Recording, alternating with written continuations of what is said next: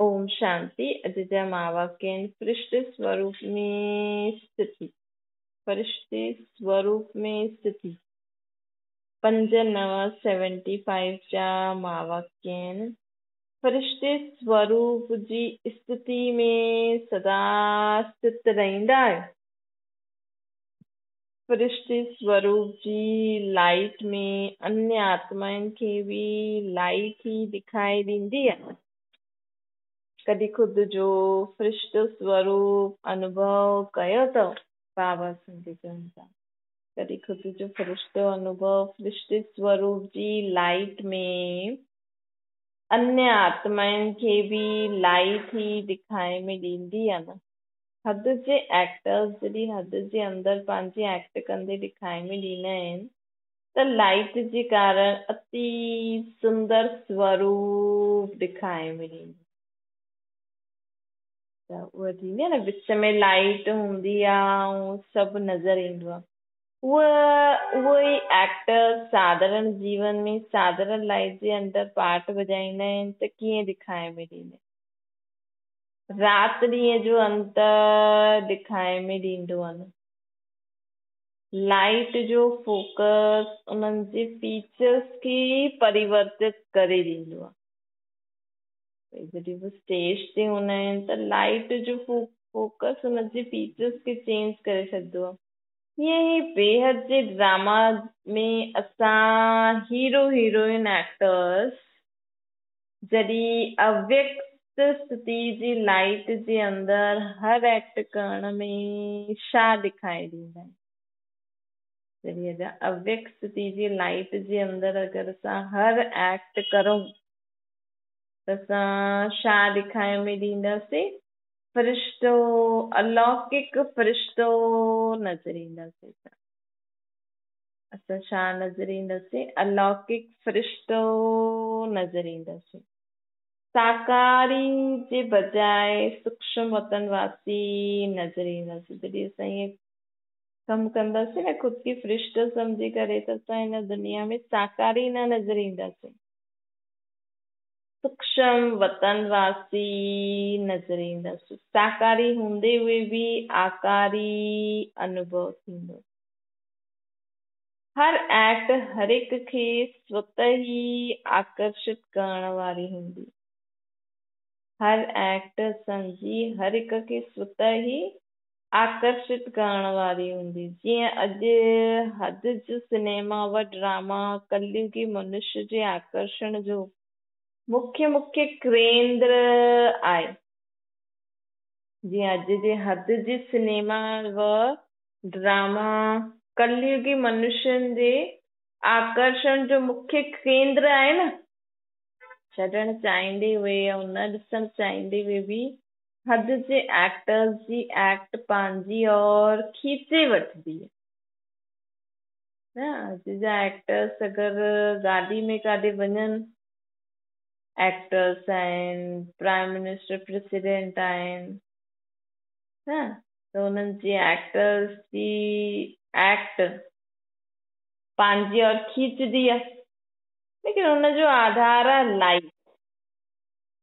ईअं ई हिन अंतिम समय में माया जे आकर्षण जी अति खां पोइ अंत थियणो।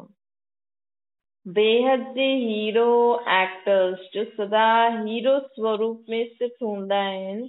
वो जीरो बाप जे सिवाय जीरो बाप सां गॾु हर पार्ट बजाइण वारा आहिनि ऐं दिव्य ज्योति स्वरूप वारा, जंहिंजी स्थिति लाइट जी हुजे ऐं स्टेज ते हर पार्ट बि लाइट में आहे। भई दुनिया वारा त बसि उहो साधारण, वैसे त साधारण जीवन जींदा आहिनि, पर जॾहिं स्टेज ते लाइट जे अंदरि ईंदा आहिनि त अलॻि ई नज़र ईंदा आहिनि। लेकिन असां त सदा असां केरु आहियूं? असां बेहद जा हीरो एक्टर्स आहियूं। असां केरु आहियूं? बेहद जा हीरो एक्टर्स। माया जे आकर्षण जी अति खां पोइ अंत थियणो ई आहे। असां बेहद जी हीरो एक्टर्स सदा जीरो स्वरूप में स्थित हूंदे हुए खुद की आत्मा समझी जीरो बाप सां गॾु हर पार्ट वॼाइण वारा आहियूं ऐं दिव्य ज्योति स्वरूप वारा आहियूं। दिव्य ज्योति स्वरूप वारी आत्मायूं आहियूं जंहिंजी स्थिति बि लाइट जी आहे ऐं स्टेज ते हर पार्ट बि लाइट में ई वॼायूं था। असां खुद खे जॾहिं आत्मा सम्झी करे बाबा खे यादि करे कंदा आहियूं त असांजो असां खुद खे लाइट सम्झंदा आहियूं। लाइट जे हेठां बाबा लाइट जे हेठां खुद खे बि हिन शरीर सां लाइट सम्झी करे जॾहिं असां पाठ वॼाईंदा आहियूं त दिव्य ज्योति स्वरूप वारा नज़र ईंदा जंहिंजी स्थिति बि लाइट जी आहे ऐं स्टेज ते हर पार्ट बि लाइट में आहे। अर्थात जो डबल लाइट वारा फरिश्ता आहिनि न उहा हर आत्मा खे स्वतः ई पंहिंजी और आकर्षित कंदा। बाबा चवनि था अहिड़ी आत्मायूं न हर आत्मा खे हिन दुनिया में स्वतः ई पंहिंजी और आकर्षित कंदा। अॼुकल्ह जी दुनिया में ड्रामा जे अतिरिक्त ॿियो कहिड़ी वस्तु आहे जो अहिड़े फरिश्तनि जे नैन जीअं आकर्षण करण वारी आहे। अॼुकल्ह जी दुनिया जे हिसाब सां केरु आकर्षित कंदी आहे सभिनि खे। अॼुकल्ह जी दुनिया में ड्रामा जे अतिरिक्त हिकु त मूवी आहे ॿियो कहिड़ी वस्तु आहे जो ईअं फरिश्तनि जे नैननि जीअं आकर्षण कंदी आहे। त बाबा चई टीवी द्वारा हिन संसार जी कहिड़ी कहिड़ी सीन सिनेरियो ॾिसंदे हुए आकर्षित थींदा आहियो न बाबा पुछनि था। बाबा सभिनि खां पुछनि था टीवी में कहिड़ी कहिड़ी चीज ॾिसंदा आहियो त आकर्षित थींदा आहियो अर्थात कीर्ति कला में वेंदा आहियो। इहे फरिश्तनि जे नैन दिव्य दूरदर्शन जो कमु कंदा आहिनि। फरिश्तनि जा जेका नैन हूंदा आहिनि न उहे दिव्य दूरदर्शन जो कमु कंदा।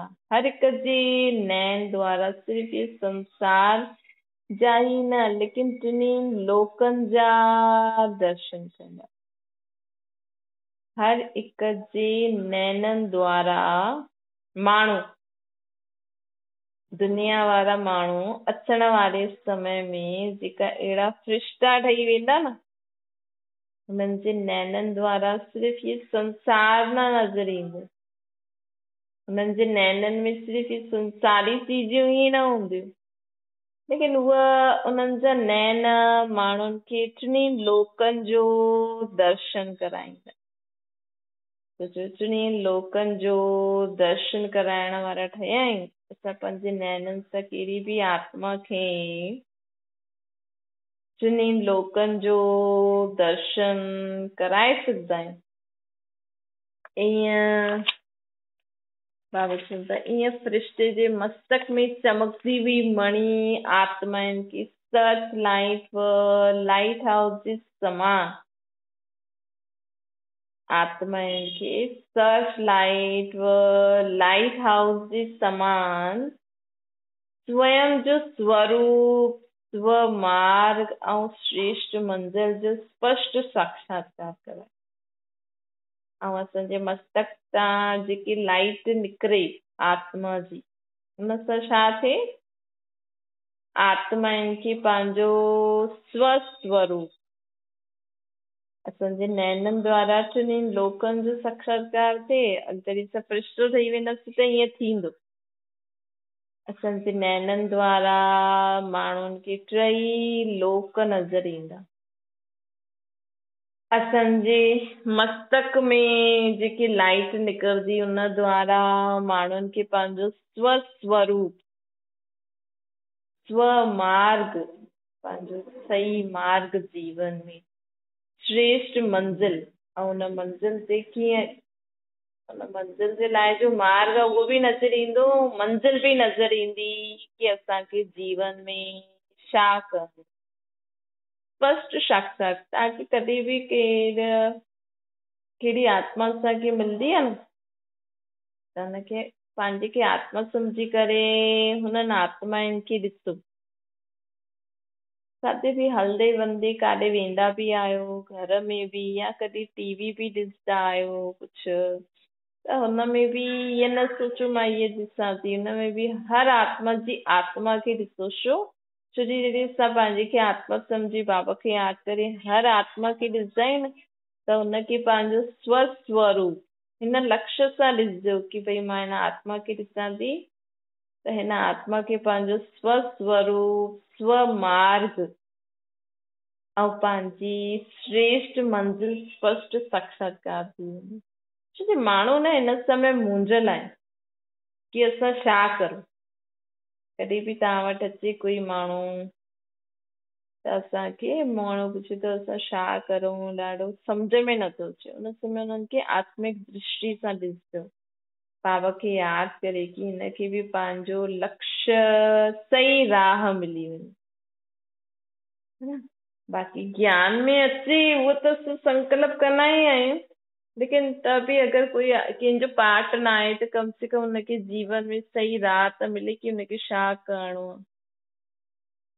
ईअं फ़रिश्ते जे युक्ति युक्त बोल, हाणे फ़रिश्तो जेको हूंदा हुनजा नैन टिनी लोकनि जो साक्षात्कार कराईंदा, हुननि जा मस्तक सां लाइट आत्माउनि खे स्वस्वरूप स्वमार्ग श्रेष्ठ मंज़िल स्पष्ट साक्षात्कार कराईंदा।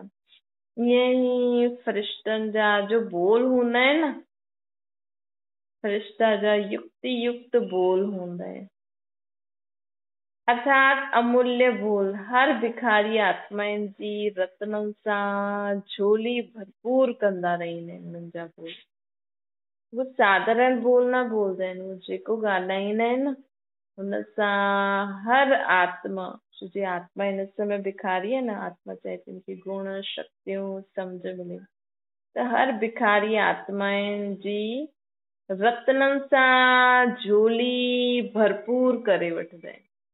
उन्हनि जा बोल हर आत्मा खे, हर आत्मा जी रत्ननि सां झोली भरपूर कंदा आहिनि। जो ॻाइना देवता आहिनि बि भक्तनि ते प्रसन्न थी फूलनि जी वर्षा कंदा आहिनि।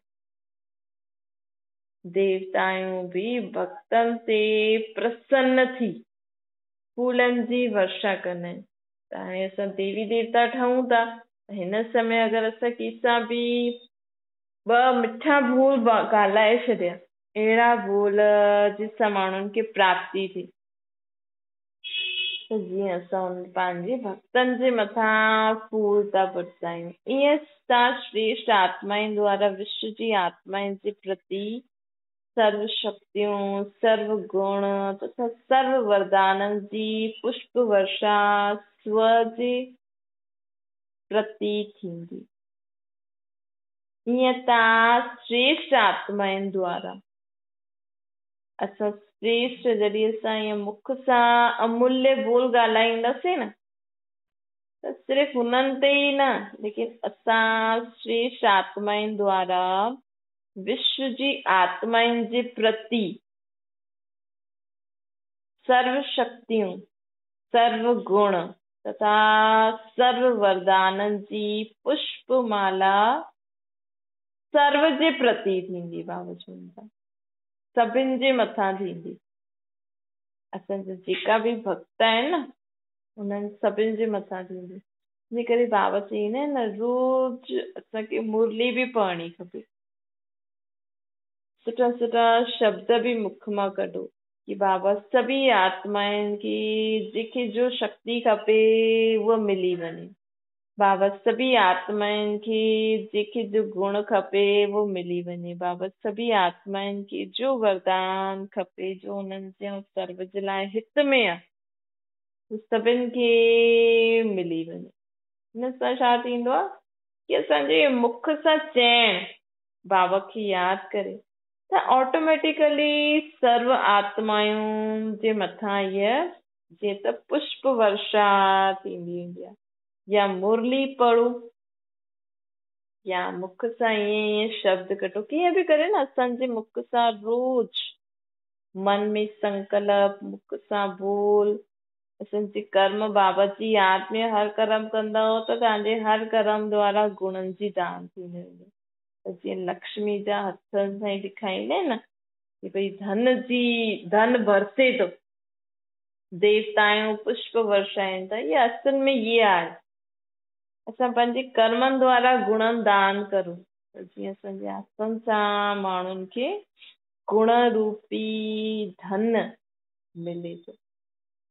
छो कि जेसिताईं आत्मा में गुण न हूंदा त उहो कर्म न कंदी त धन कीअं कमाईंदी। त सिर्फ़ु लक्ष्मी जी पूजा करण सां कुझु बि न थींदो। तॾहिं तव्हां सभिनि खे देवता अर्थात ॾियण वारा सम्झी करे भगत गण द्वापर युग खां देवताउनि जो गायन ऐं पूजन कंदा आहिनि। छो जी अंत समय सर्व आत्मायूं विशेषकर ये भारतवासी आत्मायूं देवता धर्म जी अंत ताईं वृद्धि पाइण वारी आत्मायूं जो सत्युग में असांजी देवताई स्वरूप जी पालना त न वठंदियूं, बल्कि पोइ हिन धर्म जी वृद्धि थियण जे समय खां अंत ताईं समय में असांजो देवता स्वरूप दाता रूप अर्थात वरदाता रूप अनुभव कंदी। बाबा चवंदा कि असांखे हीअं छो ठहिणो आहे, तॾहिं ई असां सभिनि खे देवता अर्थात ॾियण वारा सम्झी करे भगत गण द्वापर युग खां देवताउनि जो गायन ऐं पूजन कंदा आहिनि। छो जी अंत समय सर्व आत्मायूं, जॾहिं अंत समय ईंदो हाणे हुन समय सर्व आत्मायूं विशेषकर उहो भारतवासी देवता धर्म जी, हुननि में बि विशेषकर कहिड़ी, जेके असांजे धर्म जी आत्मायूं आहिनि, उहो अंत ताईं वृद्धि पाइण वारी आत्मायूं। छो जी अंत त्रेता अंत ताईं 33 करोड़ देवी देवता थी वेंदा न, त अंत ताईं वृद्धि पाइण वारी आत्मायूं जो सत्युग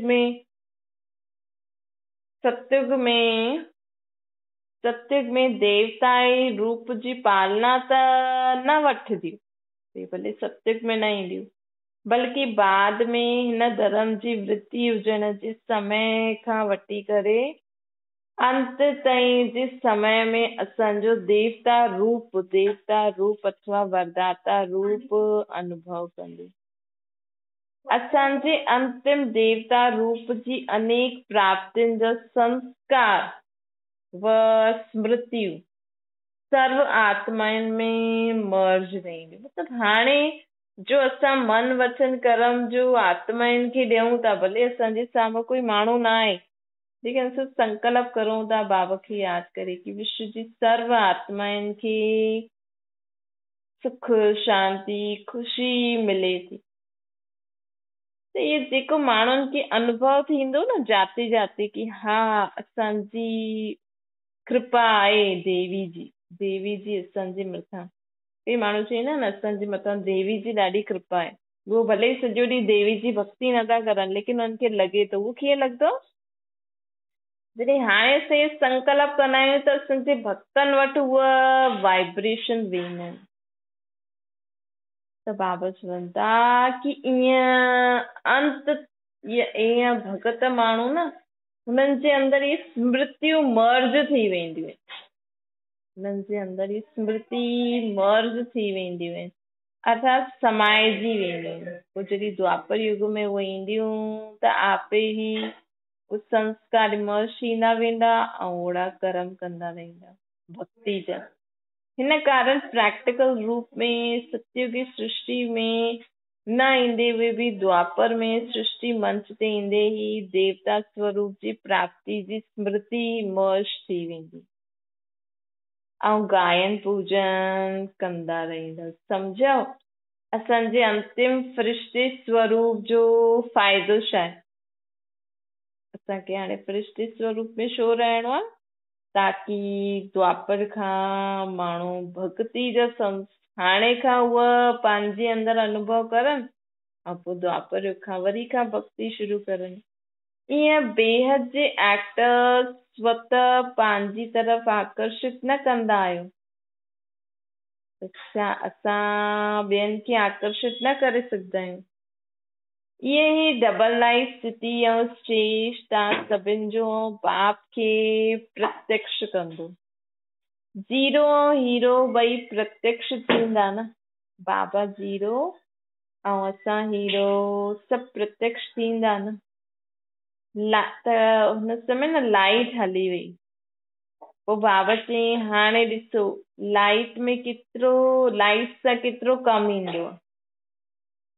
अॼुकल्ह हर चीज लाइट सां हले थी। लाइट जा गैस बि अची विया आहिनि अॼुकल्ह त। पोइ लाइट हली त कुझु आवाज़ न ईंदी वेंदी।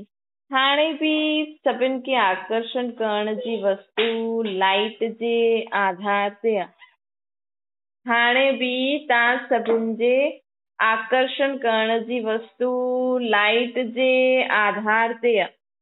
अच्छा, अहिड़ा सदा ज़ीरो साथ हीरो पार्ट वॼाइण वारा, सदा साथ ॾियण वारा देवता स्वरूप, अहिड़ा सदा ज़ीरो सां गॾु हीरो पार्ट वॼाइण वारा, सदा ॾियण वारा स्वरूप विश्व में स्वयं खे, बाबा चवनि था विश्व में स्वयं खे ऐं बाप खे प्रख्यात करण वारी, विश्व जी सर्व आत्माउनि जी सर्व मनोकामना संपन्न करण वारी, अहिड़ा फ़रिश्ते स्वरूप खे फ़रिश्तनि जी दुनिया में रहण वारा, अहिड़ा फ़रिश्तनि खे जो फ़रिश्तनि जी दुनिया में रहण वारा आहिनि ऐं फ़रिश्तनि जी दुनिया सां पार रहण वारा, अहिड़ा बाबा चवनि था विश्व जी सर्व आत्माउनि जी सर्व मनोकामना संपन्न करण वारी अहिड़ी फ़रिश्तनि जी दुनिया में रहण वारा, फ़रिश्तनि जी दुनिया सां पार रहण वारा बाप दादा जो यादि प्यार ऐं नमस्ते। असांजी बि माता पिता बाप दादा खे यादि प्यार, गुड मॉर्निंग ऐं नमस्ते। ओम शांति। हाणे असां बाबा खे यादि था करूं।